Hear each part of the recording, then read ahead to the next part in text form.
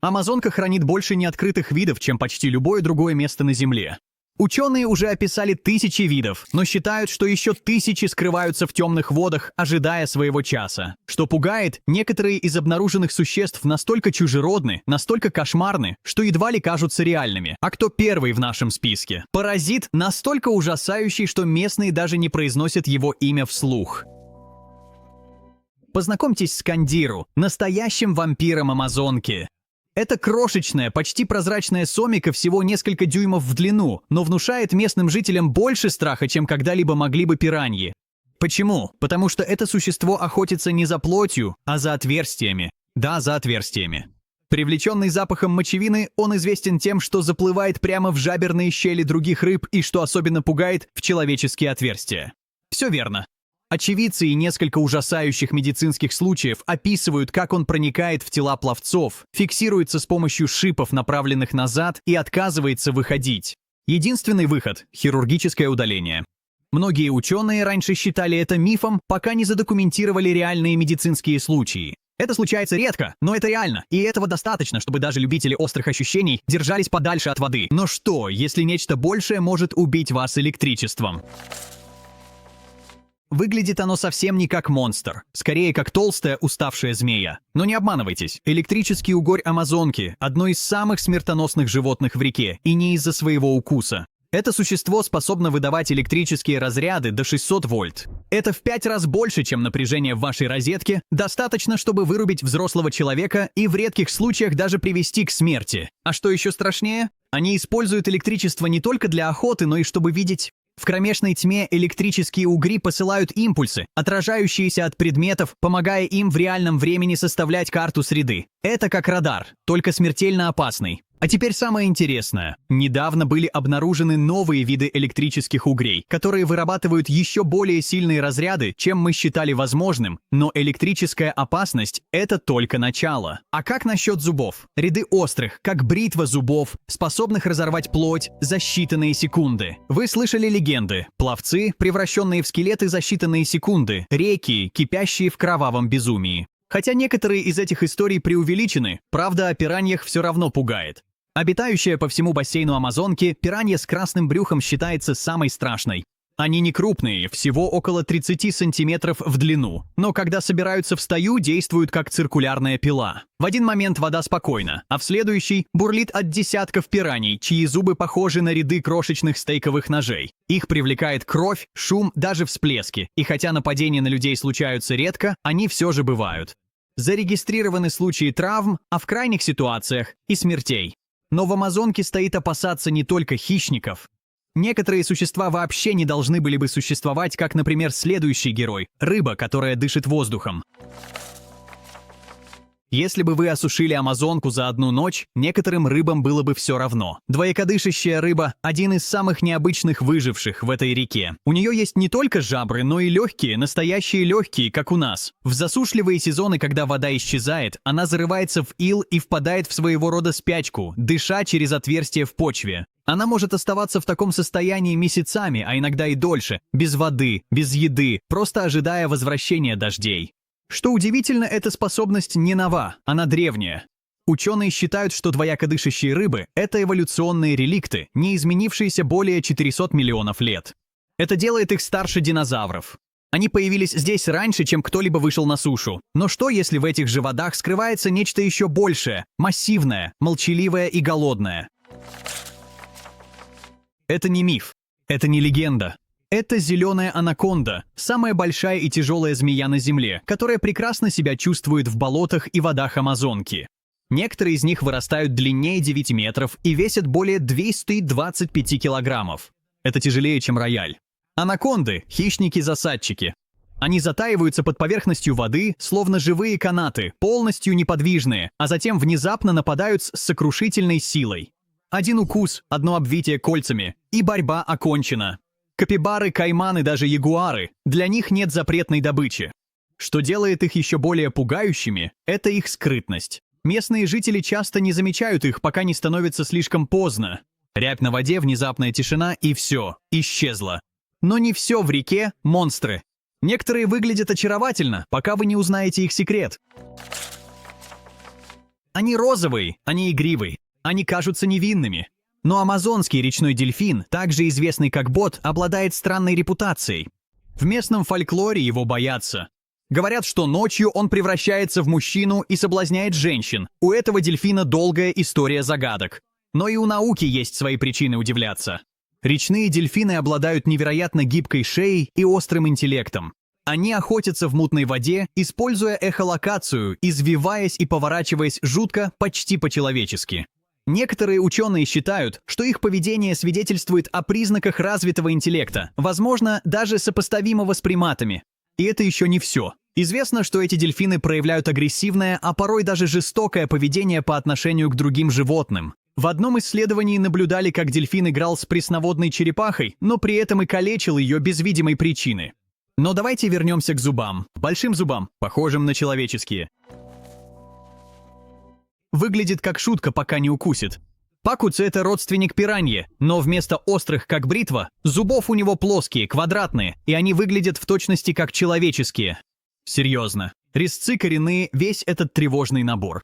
Родом из Амазонки, рыба паку обычно травоядная, но не стоит расслабляться.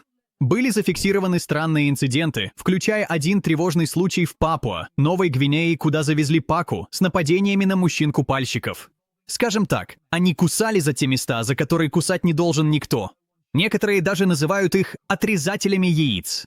Хотя это преувеличение, слухи только добавили им зловещей репутации. И все же это лишь один пример того, насколько инопланетной может быть жизнь рыб в Амазонке, потому что следующее существо, у него есть броня, и оно вырастает длиннее взрослого человека. Его называют пираиба, настоящим речным монстром.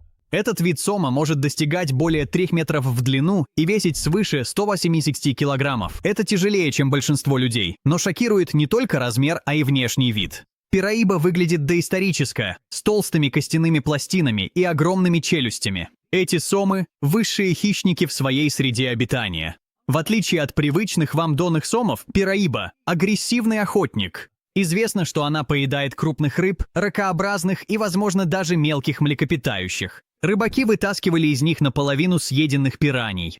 Некоторые утверждают, что видели, как эти чудовища утаскивают под воду более мелких животных. Это похоже на то, как будто вытаскиваешь реликвию из другого мира. И как только вы думаете, что Амазонка не может быть еще страшнее, следующий обитатель живет внутри вас. В Амазонке опасность не всегда находится снаружи тела. Иногда она внутри, и ничто не доказывает это лучше, чем паразитические черви, встречающиеся в этом регионе. Эти существа – настоящий материал для кошмаров. Некоторые из них зарываются под кожу, другие путешествуют по кровеносной системе, а некоторые даже проникают в глазные яблоки. Один из самых ужасных – это лоа-лоа, также называемый глазным червем. Его действительно можно увидеть, как он извивается по глазу, пока вы бодрствуете. Другие, например, некоторые нематоды, могут расти внутри органов и годами оставаться незамеченными. Эти паразиты часто попадают в организм через зараженную воду или укусы комаров. Они не только причиняют боль, но и приводят к инвалидности. В крайних случаях они могут привести к слепоте, судорогам или даже смерти. Но не все жуткие обитатели Амазонки такие маленькие. Следующий из них действительно может ходить по суше. Да, вы не ослышались. Некоторые амазонские рыбы могут передвигаться по суше. Один из самых необычных примеров – это нож-рыба. Вид который, когда уровень воды падает, может использовать свое мускулистое тело, чтобы ползти по грязи и мелководью в поисках лучшего дома. Но она не единственная. Некоторые виды сомов, например, панцирный сом, также выползают из пересыхающих рек, используя свои плавники и крепкое тело, чтобы передвигаться по суше. Этим рыбам не нужно много воды для выживания. Некоторые из них могут дышать через кожу, другие заглатывают воздух, как двоякодышащие рыбы. Это отчаянный шаг, но в Амазонке, когда вода исчезает, выживают самые необычные. Но если этого недостаточно странным, подождите, пока не встретите речного ската размером с обеденный стол. Он прячется на дне, зарывшись в ил. Вы можете даже не подозревать о его присутствии, пока не станет слишком поздно. Гигантский пресноводный скат – одно из самых загадочных существ Амазонки. С телом до 6 футов в ширину и хвостом, похожим на кнут, это существо так же могущественно, как и безмолвно. Что делает его по-настоящему пугающим – это не только размер, а ядовитый шип на хвосте. Если на него наступить или угрожать ему, скат может нанести удар с силой, пробивающий кость, впрыскивая яд, вызывающий невыносимую боль, повреждение тканей и, в некоторых случаях, смерть. Многие местные жители боятся их больше, чем пираньей. Они сливаются с речным дном, оставаясь невидимыми, пока вы не окажетесь прямо над ними. И хотя скаты обычно не нападают первыми в мутной воде, несчастные случаи все же случаются. Но послушайте, в реке живет нечто еще более необычное, то, что вы бы ожидали увидеть в океане, а не в пресной воде. Звучит как выдумка, но это правда. В Амазонке обитает пресноводная медуза под названием Краспедокуста сауэрби. Это крошечное полупрозрачное существо дрейфует по спокойным участкам реки, мягко пульсируя, как его морские сородичи. Она не жалит людей, по крайней мере, не с такой силой, чтобы это можно было почувствовать, но само ее присутствие вызывает недоумение. Медузы должны были бы жить в океане. Как же одна из них оказалась в пресной воде за тысячи миль от моря? Ученые считают, что эти медузы могли путешествовать по всему миру вместе с водными растениями и задержались именно в теплых, спокойных водах. Они хрупкие, едва достигают дюйма в ширину и часто остаются невидимыми, пока на них не упадет свет под определенным углом. Но они ясно доказывают одно – в Амазонии возможно все. Однако некоторые существа не плавают. Они капают, сочатся и убивают, не кусая. Амазония – дом для одних из самых ядовитых животных на Земле, и им даже не нужны клыки или когти. Познакомьтесь с ядовитой лягушкой-древолазом, ярко окрашенная, не больше монеты и абсолютно смертельная. Одна такая лягушка может содержать достаточно яда, чтобы убить 10 человек. Они не впрыскивают яд, а выделяют его через кожу. Коренные племена когда-то использовали их выделение, чтобы смазывать наконечники духовых стрел. Отсюда и название.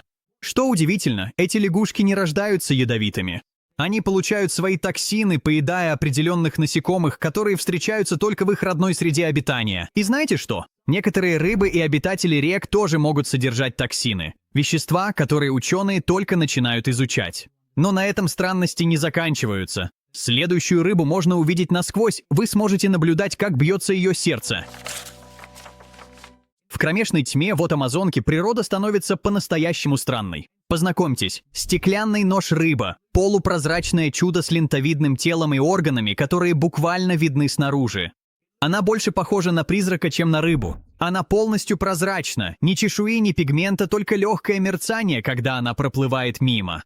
Но странность заключается не только во внешности. Она использует электрические поля, чтобы ощущать окружающее пространство, словно живой радар. Ученые считают, что эта способность помогает ей ориентироваться в самых темных уголках реки, куда не проникает даже солнечный свет.